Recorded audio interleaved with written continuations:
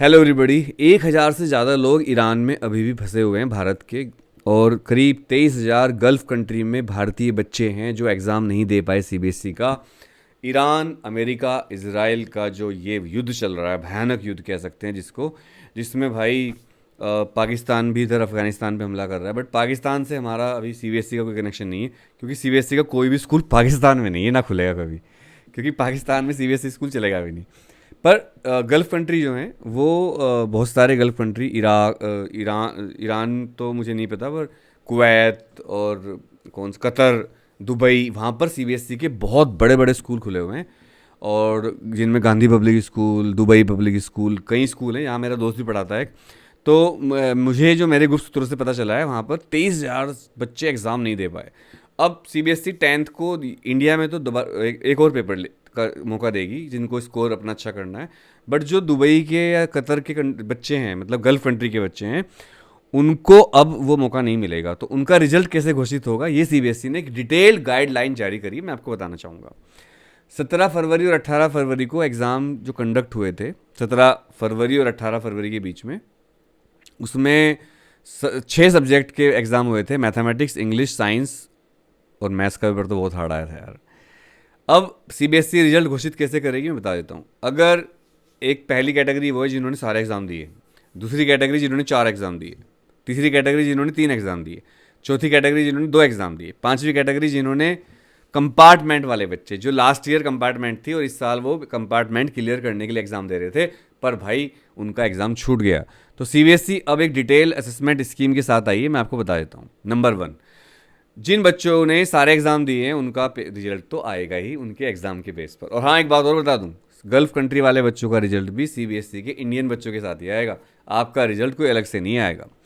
तो जिन बच्चों ने सारे एग्ज़ाम दिए उनका तो कोई पंगा ही नहीं, वो तो रिजल्ट सीबीएसई दे देगी उनका अच्छी तरह से। नंबर 2, जिन बच्चों ने 4 एग्ज़ाम दिए हैं उनके 4 सब्जेक्ट के मार्क्स को एवरेज कर लेगी सीबीएसई, और उसके बेस पर दूसरे सब्जेक्ट के उनको मार्क्स दिए जाएंगे। तो जो बच्चे ऐसे हैं जिनके पेपर वो ख़राब होने थे, जिनकी तैयारी नहीं थी, उनके तो मज़ा आ गए। और जो बच्चे बहुत तैयारी करके बैठे हुए थे और उनके 4 एग्ज़ाम उतने अच्छे नहीं हुए, 2 एग्ज़ाम जो छूट गए वो अच्छे होने थे उनके, तो उनको दिक्कत होगी इसमें। तीसरी कैटेगरी, जिन बच्चों ने 3 एग्ज़ाम दिए हैं उनका रिजल्ट भी इनके एवरेज पर दिया जाएगा रिमेनिंग सब्जेक्ट में। मान लो आपने मैथ और साइंस का और एसएसटी का एग्ज़ाम दिया है, उसमें अगर आपके 80% बैठ रहे हैं, तो जो सब्जेक्ट का एग्ज़ाम आप नहीं दे पाए उसमें भी आपको 80% मार्क्स फ्री में मिलेंगे थैला भर भर के। अब आती है नेक्स्ट कैटेगरी, जिन बच्चों ने 2 एग्ज़ाम दिए हैं, ओ भाई 2 ही एग्ज़ाम दिए, तो इन बच्चों के लिए 2 सब्जेक्ट के एवरेज मार्क्स देकर सीबीएसई और सब्जेक्ट के मार्क्स उनको बांट देगी। ये सीबीएसई कई बार कर चुकी है पहले भी। जब कोविड आया था तो हमने पेपर कैंसिल करवाए थे, और उसके अगले साल सीबीएसई ने 9th और 11th के जो बच्चे थे उनको एवरेज जो हाफ ईयरली एग्जाम था उसके बेस पर नंबर दे दिए थे। फिर 2022 में सीबीएसई ने फर्स्ट टर्म सेकंड टर्म का जुगाड़ किया था। तो सीबीएसई भाई इस मामले में बहुत बड़ी खिलाड़ी है। अब आते हैं उन बच्चों को जो भाई कंपार्टमेंट वाले बच्चे हैं, उनके साथ सीबीएसई का जो फॉर्मूला है वो थोड़ा अलग है। उनको इंटरनल असेसमेंट और पूरे जो उनकी रिपोर्ट आएगी स्कूल से उसके ऊपर रिजल्ट बनेगा, और मिडिल ईस्ट के स्टूडेंट का रिजल्ट जो है वो हमारे बच्चों के साथ ही आएगा।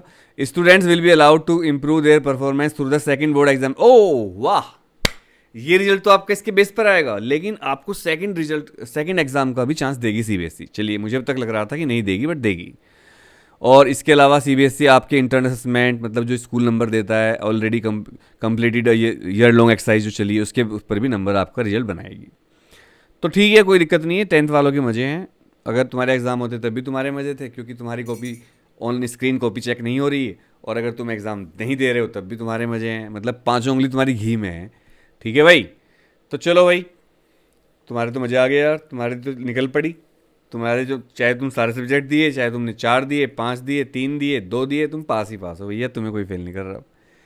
ठीक है, तो 23,000 बच्चों गल्फ के, इस वीडियो को शेयर कर दो, हाइप कर दो, ताकि ये वीडियो हमारे गल्फ कंट्री के बच्चों तक पहुंच जाए। और ईश्वर से प्रार्थना करो, आज पहला नवरात्रा है, अब तो शायद 12 बज गए, तो सेकंड नवरात्रा शुरू हो गया, कि माता रानी इराक क्यों याद आ रहा है भगवान जाने, ईरान और अमेरिका और इजराइल का जो युद्ध हो रहा है इसको समाप्त कर दो जल्दी जल्दी, क्योंकि इसका होना कुछ नहीं, इसमें लाखों निर्दोष लोग मारे जाएंगे, बच्चे भी मर रहे हैं अलग अलग देशों के, सभी के सैनिक मर रहे हैं, नेता सुरक्षित हैं, सैनिक मर रहे हैं।